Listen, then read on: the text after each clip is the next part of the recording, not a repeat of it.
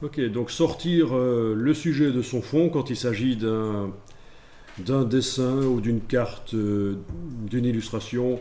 Ici, j'ai tapé drawing et public domaine entre guillemets. Et alors, vous allez pouvoir tester. Bon, éventuellement, je vais prendre l'image de la pie. Donc, CTRL-clic.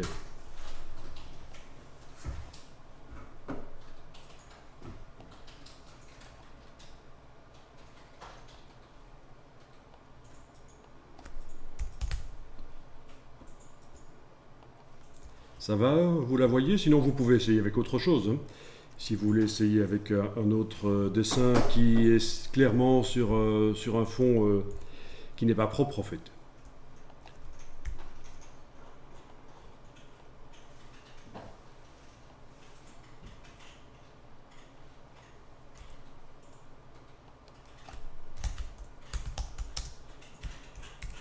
Il n'y a pas beaucoup de pixels sur la. Non, là, c'est vrai que la pie n'est pas très bien définie, mais bon, euh, quand il s'agit de dessin, il y a toujours possibilité de lisser après.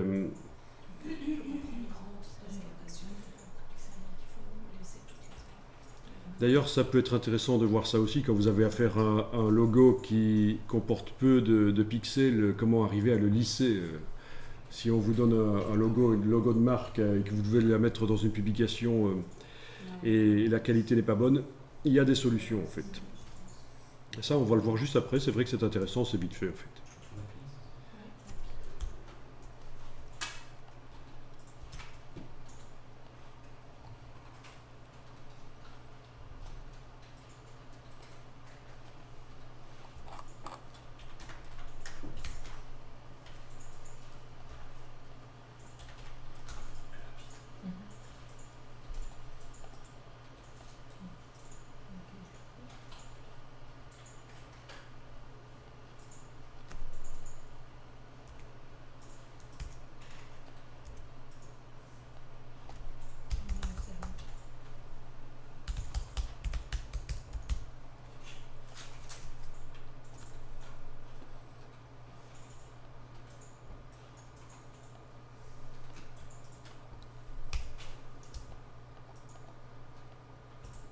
Ok. Oui, alors à ce propos, c'est vrai qu'il y a peu de pixels sur cette image et on pourrait peut-être vérifier si elle ne serait pas disponible avec une meilleure qualité sur le web quelque part. Et ça, je ne vous avais pas encore montré vraiment. Donc je vous montre, je suis dans un logiciel comme Firefox. Vous êtes en quoi vous, Chrome ou quoi? Ouais. Ok, Chrome, je ne sais pas comment ça marche. En tout cas, je sais que Safari, ça va être différent. On va voir. On va voir. On l'a fait ça, non? Avec toutes On les l'a images. fait au départ d'une recherche Google, mais pas au départ d'un fichier qu'on possède. Ici, je possède un fichier qui s'appelle pi.jpeg, c'est le nom que je lui ai donné quand je l'ai téléchargé. Et je peux aller dans Google, dans la partie images. D'accord? Dans la partie images, quand je suis sur la page d'accueil de Google. Et là, vous voyez qu'il y a un petit appareil photo qui indique qu'on peut faire une recherche par image. Et si on déplace le fichier à cet endroit-là, Google va nous montrer toutes les images qui sont similaires en fait. Il faut envoyer un format de fichier web, donc du JPEG, du PNG ou du GIF. Ok. Et donc, mon image là de l'API dans Photoshop, elle fait quelle dimension? Elle fait 598 sur 516. Et dans la recherche Google ici, je remarque que l'image la plus précise fait la même dimension. Donc, par acquis de conscience, on peut dire j'ai vérifié, mais ça ne sert à rien de la télécharger, c'est la même que celle que j'ai en fait. Mais parfois, vous allez remarquer que vous trouvez une image plus précise que celle que vous avez sur votre disque dur en fait. Et ça a fonctionné dans Chrome, vous avez aussi l'appareil photo quand vous allez dans Google. Dans Google Images. Enfin, vous n'êtes pas obligé de tester, mais en tout cas, dans Firefox, vous voyez que ça fonctionne comme ça. Dans Safari, il y aura un bouton à cliquer, il faudra aller naviguer jusqu'au fichier, en fait, pour indiquer quel fichier on veut télécharger. Donc très intéressant quand vous avez des images et vous voulez voir les images similaires qui sont sur Google au départ d'un fichier que vous avez sur votre disque dur.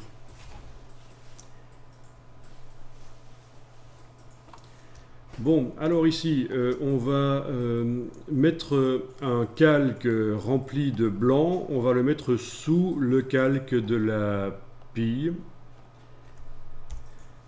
Il n'est pas possible actuellement de mettre un calque en dessous de celui-là, parce que c'est l'arrière-plan, il doit toujours être en dessous.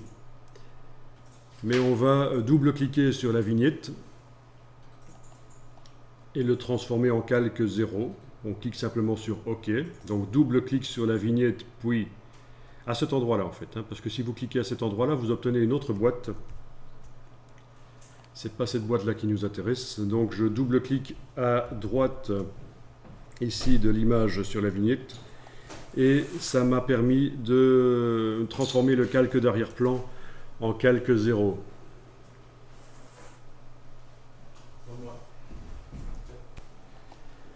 Donc maintenant je peux créer un calque qui va contenir un fond blanc, qui va être le fond de mon image, et que je vais mettre sous ce calque-là.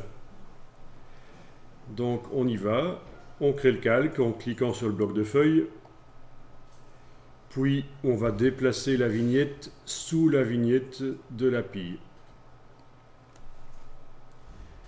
Alors il y a des possibilités pour que le calque aille directement en dessous, qu'on ne doive pas le déplacer, mais c'est des raccourcis en plus, je ne vais pas vous embrouiller avec ça.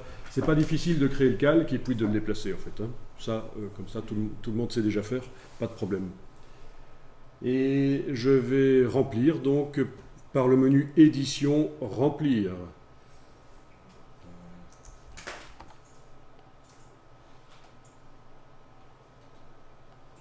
Remplir avec quoi? Remplir avec blanc.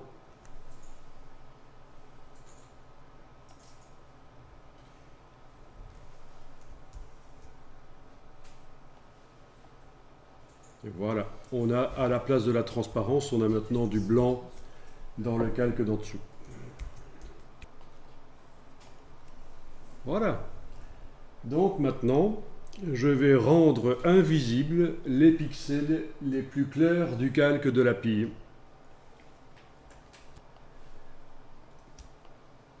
Sans faire de sélection, on va utiliser une technique qui rend invisibles les pixels les plus clairs. Ça peut aussi travailler sur les pixels les plus foncés. Si vous avez, par exemple, typiquement, c'est l'exemple que je montre, un feu d'artifice. On peut rendre le fond noir invisible pour mettre le feu d'artifice sur n'importe quel autre fond, le transporter. Donc ça marche dans les deux sens. C'est pour rendre les parties les plus claires invisibles ou les parties les plus foncées. On va double-cliquer sur la vignette, n'importe où. Et la boîte ici apparaît. Une boîte qu'on a déjà utilisée quand on a travaillé les traits pour leur donner une ombre. Vous vous souvenez, le premier jour, on avait fait des traits et on avait mis des effets spéciaux de biseau, d'ombre, de lueur externe, etc. Ici, ce qui m'intéresse, c'est la partie options de fusion. Vous avez deux curseurs. Ces deux curseurs servent à rendre invisibles les pixels du calque. Simplement, qu'est-ce qu'on prend comme référence pour rendre invisibles les pixels du calque? Est-ce que c'est les pixels de ce calque-là ou du calque d'en dessous? Mais dans ce cas-ci, et ce sera souvent le cas, c'est les pixels de ce calque-là, celui sur lequel on est en train de travailler. Donc c'est le curseur du dessus. La plupart du temps, vous allez travailler sur le curseur du dessus. Il suffit de prendre l'indicateur là et de l'amener vers la gauche. Et vous allez voir que les parties les plus claires de l'image vont devenir invisibles. Et vous récupérez donc, vous voyez le fond blanc que vous avez mis derrière en fait. Très intéressant quand vous avez des dessins que vous avez photographiés ou scannés et vous voulez les utiliser, vous débarrasser rapidement du fond, tout en gardant vraiment toute la subtilité du dessin. Même s'il avait des bords flous, si c'était de l'aquarelle, ça marcherait. On aurait vraiment toute la transition, le bord correct.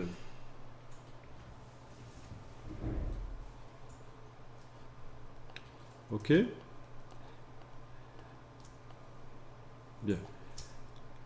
Alors, là, si vous zoomez, vous voyez que c'est quand même assez crénelé, parce que la transition entre les parties transparentes et pas transparentes, elle est très rapide. Il n'y a pas une progression, mais on va créer la progression. Donc, je vais à nouveau double-cliquer sur la vignette. On peut y aller autant de fois qu'on veut, ça ne détériore pas la qualité, en fait. Donc, les pixels dont la valeur est entre 0, le noir, et 144, le gris 144, ils sont visibles. Et ceux du calque qui sont entre la valeur 100, c'est pas 144, c'est 114, voilà. Et ceux qui sont entre 115 et 255 sont invisibles. Donc les plus clairs, les pixels les plus clairs du calque sont invisibles. Ici, je vais enfoncer la touche Alt et bouger le curseur. Et vous voyez qu'il se sépare en deux. Et ça, c'est une zone de transition entre ce qui est visible et ce qui est invisible. C'est une progression dans la transparence, en fait. C'est grâce à ça que vous allez pouvoir mettre un bord moins crénelé sur le bord de l'image et gérer un peu mieux ça.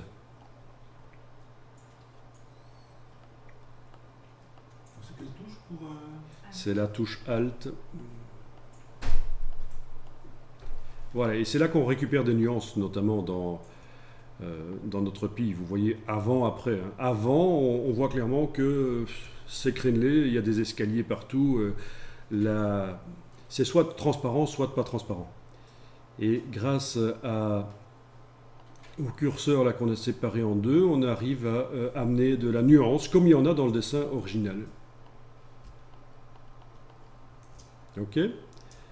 Bon, je vais essayer rapidement ici sur une autre image. Ce qui est intéressant, c'est qu'on ne doit pas jouer avec des sélections et même des dessins très subtils et complexes, on va pouvoir les nettoyer facilement.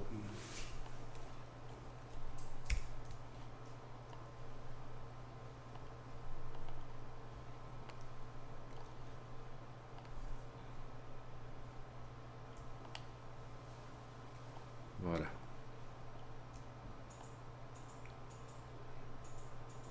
Donc j'ai déjà montré cette technique à beaucoup de personnes. Et une fois, il y en a une qui m'a dit « Mais c'est incroyable, si j'avais connu ça avant, ça m'aurait épargné des heures et des heures de travail. » Je suppose que la personne dessinait au pinceau pour remplacer le fond du papier par du blanc. Voilà. Ok. Avec des subtilités. Et bien entendu, si le fond ici, je le remplis avec autre chose, je vais le voir. Édition remplir avec couleur. Je peux mettre n'importe quoi comme couleur. Ça marche. Hein? Édition remplir avec du gris 50%, peu importe. Voire même avec un dégradé. Ça, vous pourrez essayer. Vous pouvez essayer sur la pie si vous voulez, le dégradé. Est-ce que pour l'image de la pie, vous êtes arrivé à la voir sur un fond bien blanc? Bon, alors je vais l'enregistrer au format Photoshop.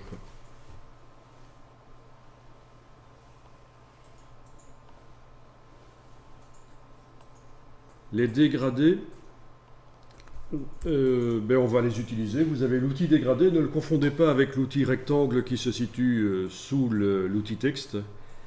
Donc l'outil dégradé.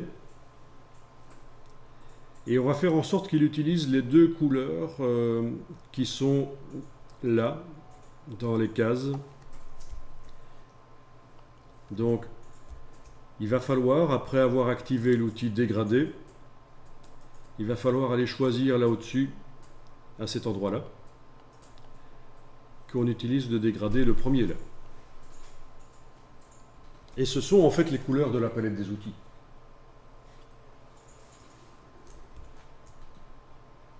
Ça va jusque-là? Ok, à partir de là, c'est simple.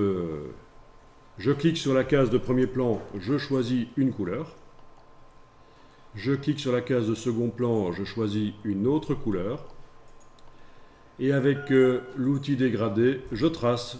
Je fais un cliquer-glisser Voilà. Et sauf que là, j'annule parce que je l'ai fait sur le calque du dessus. C'est sur le calque du dessous que je voulais le faire. J'active le calque du dessous, je fais un cliquer glisser, et voilà.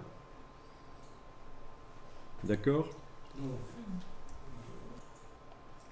Et alors, vous pouvez tracer autant de fois que vous voulez. Il n'y a pas besoin d'annuler, parce que votre dégradé, il s'applique de manière recouvrante. Il est en mode normal, opacité 100%. C'est-à-dire que chaque fois que vous faites un dégradé, ça remplace celui qui se trouvait déjà là.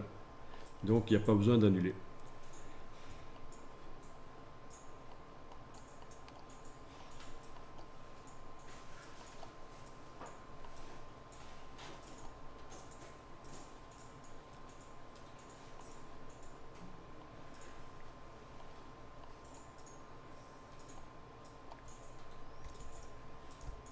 Ça marche?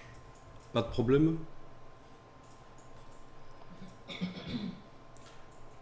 Intéressant, parce qu'il existe plein d'illustrations sur le web qui sont dans le domaine public. Ce sont des vieilles encyclopédies. Et ça donne toujours bien de les utiliser.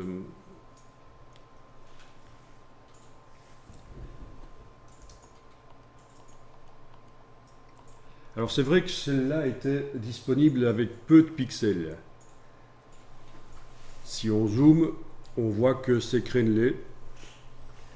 Et donc on ne saura l'utiliser qu'en petit dans une illustration. Mais on peut quand même tenter de lisser en multipliant les pixels. En fait, Photoshop va lisser. Image, taille de l'image. Donc, je suis en rééchantillonnage, conserver les détails, agrandissement. C'est très bien. Je passe par exemple à 500%, donc 25 fois plus de pixels. Vous voyez déjà ici dans la boîte ce que ça va donner. Vous voyez qu'il y a un lissage. Les petits escaliers là se transforment en traits qui ont l'air d'être plus lissés en fait. Donc Photoshop va multiplier les pixels et il va lisser.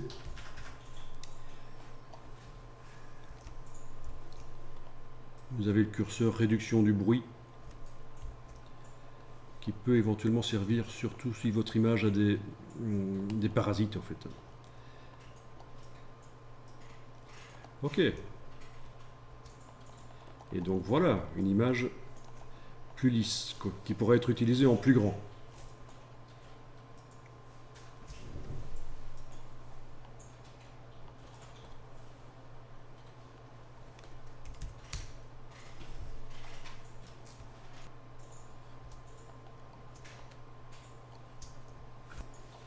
Bon, je vais encore faire deux choses sur cette image. Je vais supprimer le cadre noir et les petits parasites qui restaient, qui sont des taches qui étaient sur le dessin original. Et je vais coloriser la pille facilement, comme ça vous voyez comment coloriser un dessin. C'est pas la même technique que pour coloriser une photo. Le dessin, on va mettre les couleurs en dessous des traits. Pour la photo, on les mettra au-dessus de la photo, avec un mode qui ne sera pas normal, ce sera le mode couleur pour que ça se mélange à la photo. Mais pour les dessins, on peut mettre les couleurs par en dessous, c'est ce qu'on va faire. Donc première chose que je vais faire, je vais me débarrasser du cadre. Donc par exemple, en cliquant sur le calque du dessus et en ajoutant un masque de fusion qui va donc gérer qu'est-ce qui apparaît de ce calque ou pas. Donc ce calque, on décide qu'est-ce qui apparaît de ce calque par deux manières. La première manière, le double clic dessus et le curseur. On a décidé que les pixels les plus clairs n'apparaissaient pas. Et en plus de ça, on va mettre un masque pour décider, avec le pinceau, quelles sont les parties qui ne doivent pas apparaître. Donc, menu calque, masque de fusion, tout faire apparaître. Je suis en train de travailler sur le calque du dessus.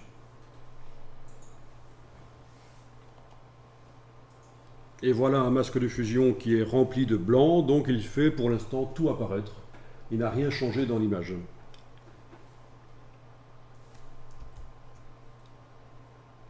Avec le pinceau, en dessinant en noir, je vais aller dessiner sur le cadre. Je vous rappelle, pour faire des droites, c'est clic, majuscule clic.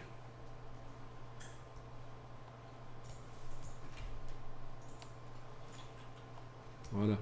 Je dessine aussi sur les petites taches noires qui sont dans l'image pour les faire disparaître. Et voilà, j'ai donc dessiné en noir dans le masque pour nettoyer le dessin.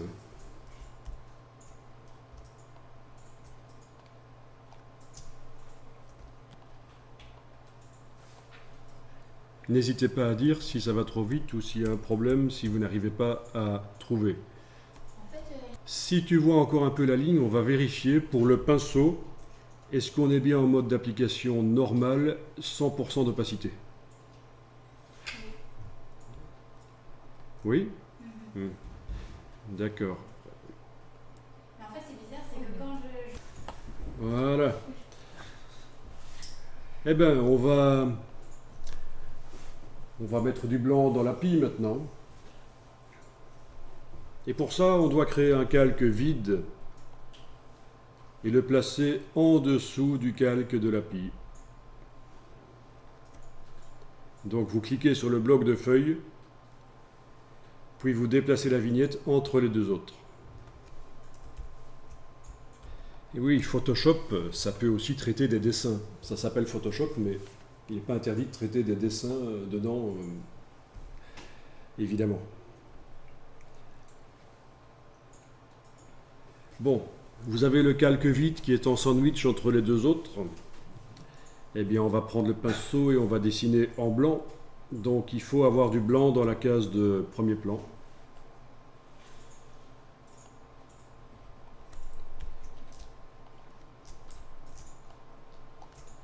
Et voilà, il suffit de dessiner en blanc et vous avez votre bestiole qui est blanche.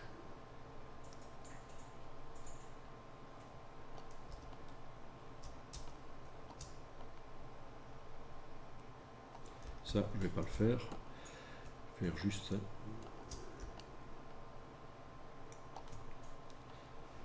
Si vous dépassez, vous pouvez gommer. Vous prenez la gomme et vous gommez.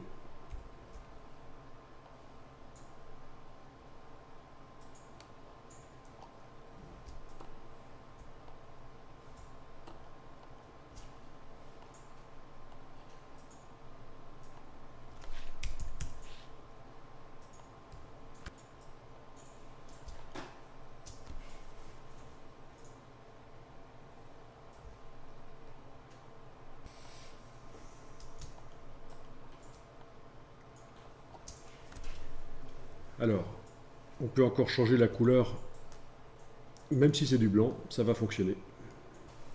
Donc si on vous donne un plan et qu'on vous demande de le colorer, ça peut être une solution, ça. On vous demande de montrer différentes parties d'un plan avec des couleurs sur les différentes parties. C'est le même principe, sauf qu'on l'a fait sur un dessin ici, mais sur le plan, ce sera la même chose. Oui, parce que moi j'ai ça, j'ai des plans. Ok, donc si je travaille sur le calque ici et je veux changer la couleur, je vais aller dans Images, Réglages, Teinte, Saturation. Alors c'est vrai que je pourrais mettre un calque de réglage au-dessus, un calque de teinte, saturation, mais comme il n'y a pas beaucoup de nuances à préserver là-dedans, en fait il n'y en a pas, c'est un aplat. Je peux aussi attaquer donc directement les pixels. Images, Réglages, Teinte, Saturation. Et alors vous bougez le curseur teinte et vous voyez que rien ne se passe, c'est normal. Ça c'est pour changer la couleur, mais il n'y a pas de couleur, c'est du blanc.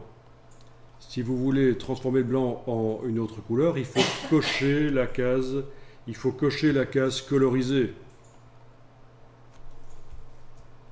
Et là, vous jouez avec les trois curseurs et vous arriverez à trouver la saturation, la couleur qui vous convient. Donc il faut baisser la luminosité, ça c'est sûr. Bougez avec le curseur teinte et saturation.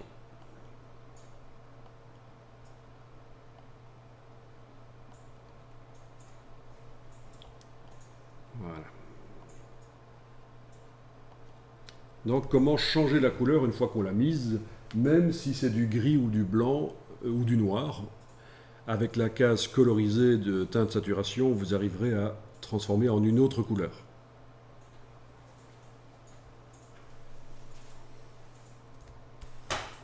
Alors, on peut mettre aussi un dégradé, comme ça vous avez vraiment la totale. Je prends l'outil dégradé. Je vais changer les couleurs du dégradé pour la démonstration. Voilà. Un rose et vert. Ok. Je suis en train de travailler sur le calque sur lequel j'ai dessiné. Alors ce que j'ai pas dit, et c'est important, si vous avez différentes parties à dessiner, à coloriser forcément, il faudra chaque fois pour chaque partie faire un calque. Il ne faut pas mettre toutes plein de différentes couleurs qui vous servent à coloriser sur le même calque. Sinon après ça va être très difficile à gérer quand vous voulez changer une couleur déjà. Hein? Ici c'est facile, si on veut changer une couleur, il suffit d'activer le calque qui contient la couleur, on va dans Image, Réglage, Teinte, Saturation. Mais si vous avez mis toutes les couleurs sur le même calque, ça va être compliqué, il faudra faire des sélections de la couleur. Donc il vaut mieux mettre sur des différents calques. Ok, donc je travaille sur le calque là, je vais tracer, et voilà. Le dégradé s'est mis sur tout le calque. Et ce n'est évidemment pas ce que je veux, j'aurais voulu qu'il aille uniquement là où j'avais déjà dessiné. Je vais annuler. Et c'est là qu'il y a la petite astuce ici, le verrouillage de la transparence. Pour ce calque-là, vous pouvez dire, tiens, ce qui est transparent ne doit pas se modifier. Verrouillage de la transparence.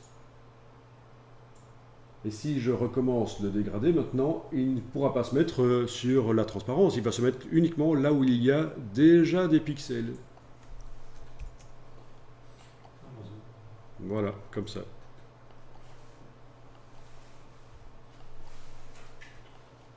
Ok. Pour faire la ligne, c'est où encore de... Voilà. Vous avez aussi un dégradé radial, si ça peut vous aider. C'est-à-dire qu'il va être circulaire en fait. Hein. D'accord. Dégradé radial. Si vous voulez avoir l'autre couleur au centre, il y a une option inversée. Puis il faut retracer.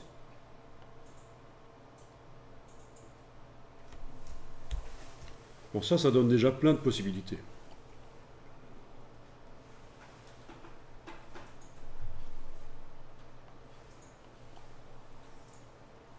Voilà, je viens de faire un dégradé du noir au blanc et ça donne un peu de volume à la pile en fait. Hein. C'est un dégradé du noir au blanc que j'ai mis sur la tâche que j'avais précédemment dessinée. Donc si vous voulez faire des dessins avec des dégradés, la première étape c'est de dessiner en aplat de couleurs. Ça peut même être n'importe quelle couleur, pas les bonnes. Et puis vous venez mettre vos dégradés en dessous.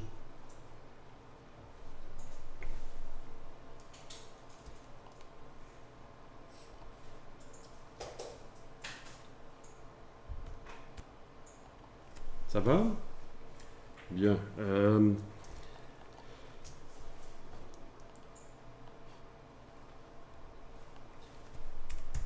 Et si vous vouliez texturer, plutôt que de mettre une couleur en aplat ou un dégradé, bien on peut utiliser une texture qu'on trouve sur le web. Par exemple, si je veux mettre une texture de bois sur mon... À la place de ça, je vais aller chercher une texture de bois, ou n'importe quoi. Et pour ça, vous pouvez taper dans Google en anglais. Voilà. Moi, je tape public domaine, vous n'êtes pas obligé de le faire.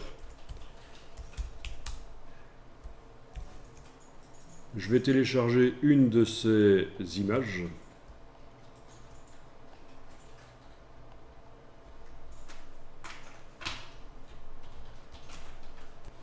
Donc ça peut être une texture ou n'importe quoi, une photo. Hein. Je pourrais mettre une photo de fraises ou de framboises sur ma pille. C'est la même chose, c'est le même principe. Ça ouvre vraiment plein de possibilités au niveau créatif.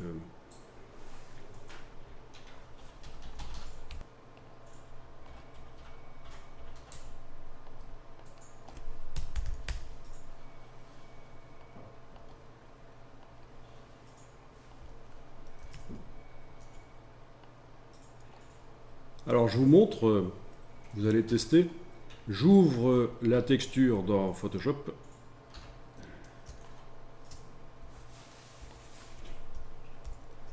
Je passe en mode fenêtre, c'est-à-dire que je détache l'onglet de la texture de manière à voir également l'image de la pile. Bon, c'est ce qu'on a déjà fait en fait, hein. Travailler avec plusieurs fenêtres.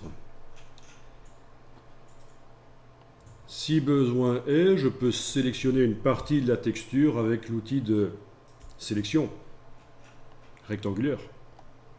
Si je ne veux pas transporter toute la texture vers la pile, mais uniquement une partie.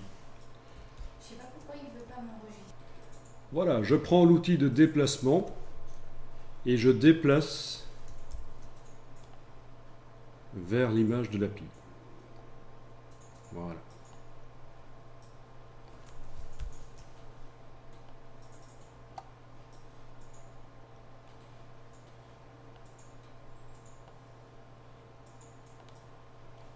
Bon, ça a donc créé un calque juste au-dessus du calque qui était activé. Bon, si besoin est, vous déplacez la texture au-dessus du calque qui contient votre tâche que vous avez dessinée.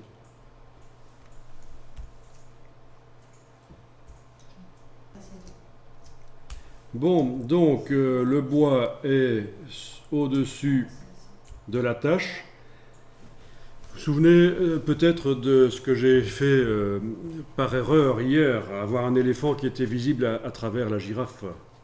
Ben ici, ce qu'on va faire, c'est la texture qui est visible à travers la tâche, mais c'est fait exprès.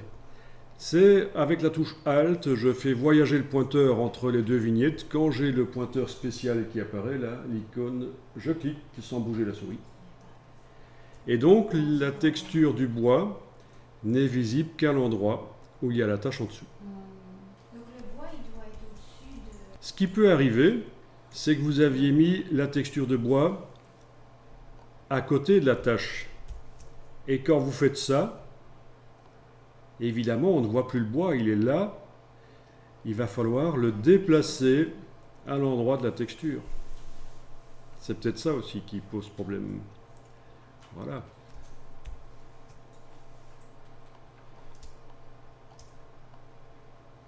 Ça va? Et donc, vous pouvez le redimensionner là. Édition, transformation manuelle.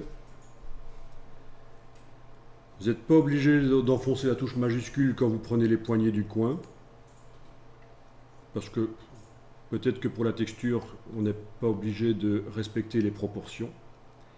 Et un truc qu'on n'a pas encore vu, c'est que quand vous mettez le pointeur en dehors du cadre de transformation manuelle, vous pouvez tourner bien sûr. D'accord? Donc redimensionner, tourner la texture. Elle n'est visible qu'à l'endroit où il y a la tâche. La tâche, elle contient un dégradé, mais ça pourrait être une couleur unie, ça marche aussi. Et donc voilà comment on peut coloriser un dessin avec des textures.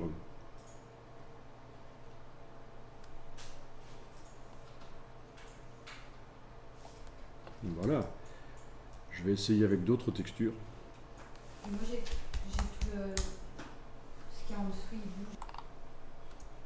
Ok.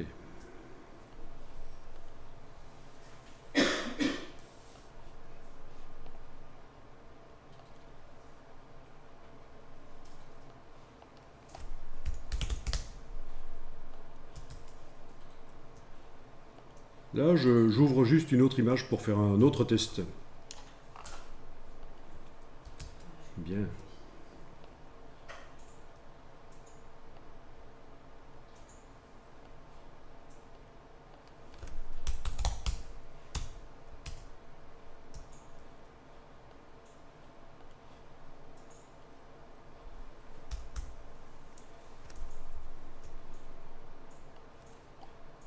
Et alors ce qui est intéressant, c'est que si vous voulez tester d'autres textures, vous n'êtes pas obligé de supprimer la première que vous aviez mise. Ici, je déplace ma texture d'orange, qui est minuscule d'ailleurs. Je la déplace là, voilà. Je fais en sorte que la texture d'orange soit visible uniquement là où la texture précédente était visible, qui elle-même n'est visible qu'à l'endroit où il y a la tâche. J'agrandis. Et voilà. Je valide. Voilà. J'ai des petites taches oranges, quoi, voilà. Ok, c'est flou évidemment parce que j'ai fort agrandi. On aurait pu constituer les organes internes. Hein. On aurait mis les organes, en fait. Ah oui, oui, oui, oui. Ça, c'est vraiment pas ça. À chaque fois, c'est trash quand on fait un truc. Voilà. Bon, ça va. Quand même, ça ouvre plein de perspectives au niveau du traitement des dessins. Et dernière vraiment chose qu'on va faire là-dessus, qui est intéressant, et j'en ai parlé, c'est image, taille de la zone de travail. Alors, ça, c'est une boîte qui permet d'agrandir la zone autour de l'image, d'ajouter de la matière, sauf que je ne vais pas l'utiliser, parce qu'il y a quelque chose qui fonctionne aussi et qui n'est pas plus mal, c'est l'outil de recadrage. L'outil de recadrage, comme son nom l'indique, sert à resserrer la vue qu'on a sur une image. On laisse tomber une partie, on recadre. Sauf qu'il permet, en prenant les poignées, d'ajouter aussi. Je peux faire sortir les poignées en dehors de l'image, et là je suis en train d'ajouter de la zone autour.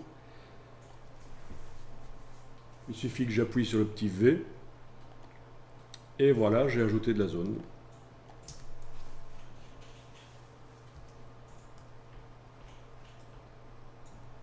Évidemment, là j'ai deux choix. Soit j'agrandis le dégradé qui se trouve en dessous pour qu'il remplisse tout, soit dans le calque d'en dessous, je refais un dégradé. Je pourrais mettre une autre photo aussi, enfin tout est possible. Vous avez compris que il y a les techniques de base, les principes de base, et puis après c'est vous qui faites. Voilà.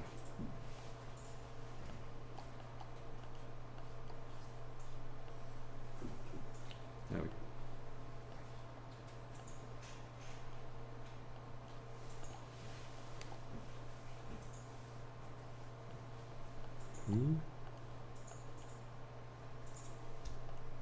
Voilà, un dégradé subtil, du bleu vers le bleu. C'est pas uni, mais c'est pas vraiment dégradé non plus. Vous voyez, ça peut être bien.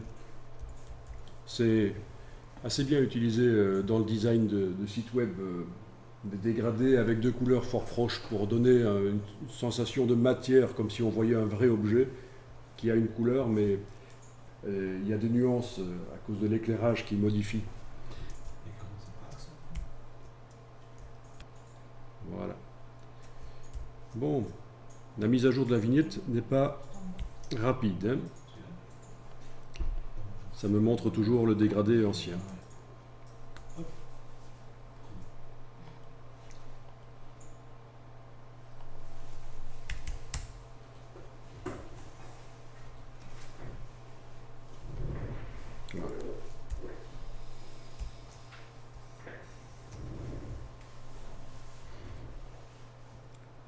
Voilà, avec du texte, ça peut être la base d'une affiche minimaliste ou un flyer, mais tout en sachant que c'est assez classieux. Dès que ça commence à être peu chargé, c'est assez classieux et ça ne s'adresse pas à un grand public alors, hein, c'est particulier. Pour des flyers grand public, il faudra plutôt en jeter avec du texte avec de la 3D, enfin, et du relief, des ombres. On en parlait hier, hein, le mauvais design, on a parfois tendance à étiqueter de mauvais design certaines choses, alors qu'en fait c'est tout à fait adapté à ce qui se fait d'habitude dans le milieu pour le public qu'on vise.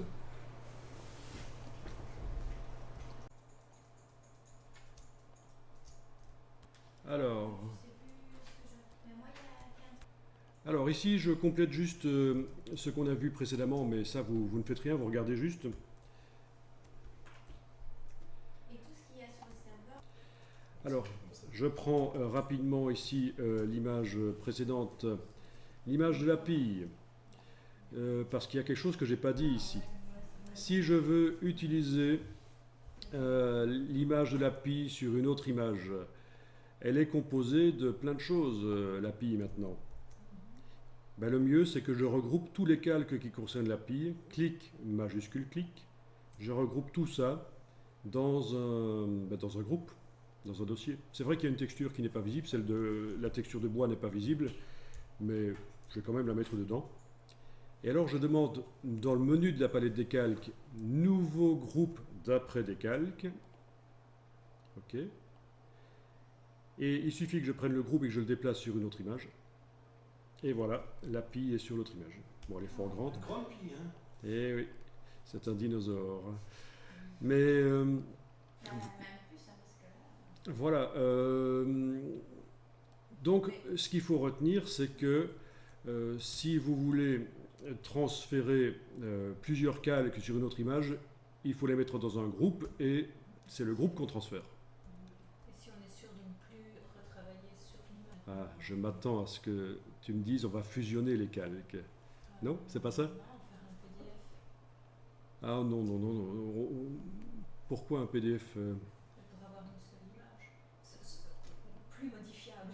Mais ça, c'est justement le genre de choses qu'on évite absolument. C'est de fusionner des calques ensemble. Oui, mais si on est... Parce que là, on a fait toute une création.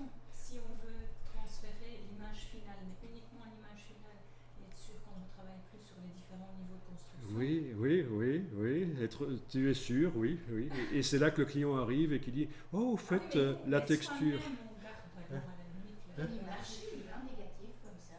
Oui. Je vous montrerai un truc après intéressant. C'est les tarifs clients. Le tarif client quand le client nous laisse faire. C'est plus cher quand il regarde. C'est plus cher quand il donne son avis. C'est plus cher quand il critique. Voilà. Toi, il fait plus même.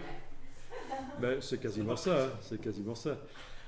Non, mais les ordinateurs sont tellement puissants maintenant. Pourquoi est-ce qu'on irait fusionner plusieurs calques ensemble? Quel est le but? Alors qu'il suffit de transférer le groupe et si on change d'avis, si je change d'avis en cours de route, tiens, la texture ne doit pas être l'orange, ça doit être le bois. J'ai aucun problème, je ne perds pas de temps. Oui, mais ça, c'est dans l'optique du créateur qui garde. Au client, on ne donne pas le fichier de conception en fait. Hein. C'est ça. Oui, ça, on donne une image aplatie, ça, oui.